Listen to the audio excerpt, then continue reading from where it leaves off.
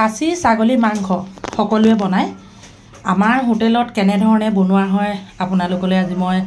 আগবঢ়াম বুলি ভাবিছোঁ সেয়েহে প্ৰথমৰ পৰা শেষলৈকে চাব এয়া ছাগলী মাংস 1 কিলো 500 গ্ৰাম মানে 1.5 কিলো ধুনীয়াকৈ গৰম পানীত সাফাকৈ ধুই ললোঁ যিহেতু আমি ছাগলী মাংস কিনিহে আনিছোঁ একেবাৰে ঘৰতে পোহা ছাগলী মাংস নহয় বাৰু মানে প্ৰায়ভাগ বনাই থকা হয় আজি ভাবিলোঁ খাচী ছাগলী মাংস আমাৰ হোটেলত কেনেধৰণে বনোৱা হয় আপোনালোকৰ লগত অকমান শেয়াৰ কৰোঁ প্ৰথমৰ পৰা শেষলৈকে চাব সিম্পল ৰেচিপি মানে ধৰক আমি বহুত কিবা কিবি মছলা ব্যৱহাৰ নকৰোঁ যেহেতু গৰম দিন লগতে ছাগলী মাংস যথেষ্ট গৰম হয় সেইটো সকলোৱে জানে সেয়েহে মানে ছাগলী মাংসখিনি খুব সিম্পলকৈ বনাম আপোনালোকে প্ৰথমৰ পৰা শেষলৈকে চাওক চাই লাইক কমেন্ট কৰি দিব যদিহে কোনোবাই নতুনকৈ চাইছে তেনেহলে চেনেলটি সাবস্ক্ৰাইব কৰি দিব এয়া নিমখ 1 মুঠি দি দিলোঁ মানে হাতৰ মুঠিয়ে দিছোঁ আৰু হালধি সোৱাদ অনুসৰি দিছোঁ লগতে অলপ ৰেড চিলি আৰু জিৰা পাউডাৰ এইখিনি দিবই লাগিব লগতে পিঁয়াজ অলপ যোগ কৰি দিলোঁ মিহিকৈ পিঁয়াজ কাটি থোৱা আছিলে আদা নহৰু অলপ যোগ কৰিলোঁ অলপ জলকীয়াও যোগ কৰি দিলোঁ জ্বলা হ'লেহে খাই ভাল লাগে নহয়নে বাৰু এইফালে আকৌ আলু 1 কেজি কাটি লৈছিলোঁ সেয়াও যোগ কৰি দিলোঁ আলুখিনি অলপ ডাঙৰকৈ কাটিছোঁ যে নহওক প্ৰথমতে এতিয়া মই মেৰিনেট কৰিম লগতে পাকঘৰৰ ওপৰত চৰাই এটা ঢিংঢিঙাই আছেহি দেই সেয়া শুনিছে নহয় অকণমান সৰিয়হৰ তেলো দি দিলোঁ এতিয়া 30 মিনিটৰ বাবে এনেধৰণে মেৰিনেট কৰি থৈ দিম আপোনালোকে চাই থাকক যদিহে কোনোবাই নতুনকৈ চাইছে মোৰ চেনেলটি সাবস্ক্ৰাইব এটা কৰি কাষতে থকা বেল আইকনটো টিপি অল কৰি থব দেই তেতিয়াহে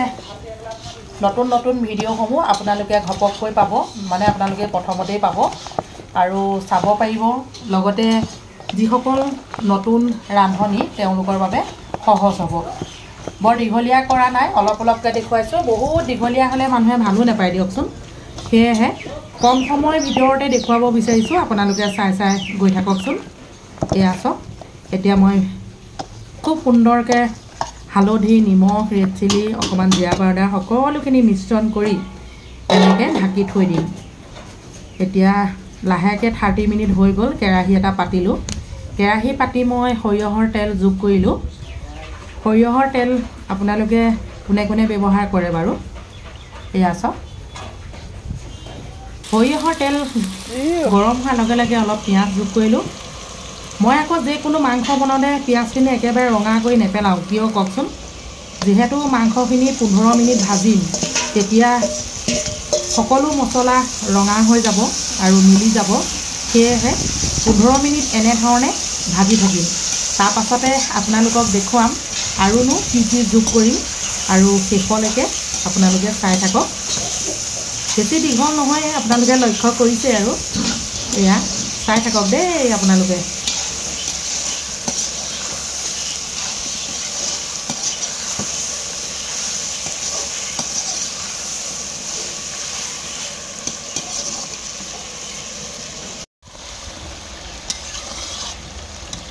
আজি আকৌ মই অকলে বনোৱা নাই লগত কাৰিকৰজনো আছে মানে তেখেতে ধৰক অকণমান লাগি ভাগি দিছে লগতে ময়ো কেমেৰাত বন্দী কৰি আছোঁ আপোনালোকে চাই থাকক আদা নহৰু এতিয়া মিশ্ৰণ কৰি দিলোঁ দেই 5 মিনিট ভজাৰ পাছত আপোনালোকক সেয়া দেখুওৱা নহ'ল আৰু মানে কেমেৰাত বন্দী কৰা নহ'ল এতিয়া আদা নহৰু মিশ্ৰণ কৰিও টোটেল 15 মিনিট এনেধৰণে ভাজি ল'ম তাৰ পাছতহে গৰম পানী মিশ্ৰণ কৰিম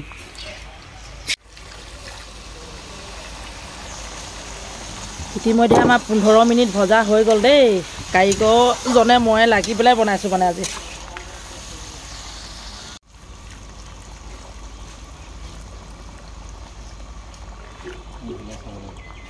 লোকেল ছাগলী মাংস সেয়েহে জোল অলপ বেছিকৈ দিছোঁ আৰু জোলকণ চবেই বিচাৰে দিয়কচোন সেয়েহে অকণমান বেছিকৈ দিছোঁ আৰু দেই এতিয়া ছাগলী মাংস সিজালৈকে উতলিবলৈ দিম গোটেই ধোঁৱা হৈ গৈছে দেই এয়া চাওক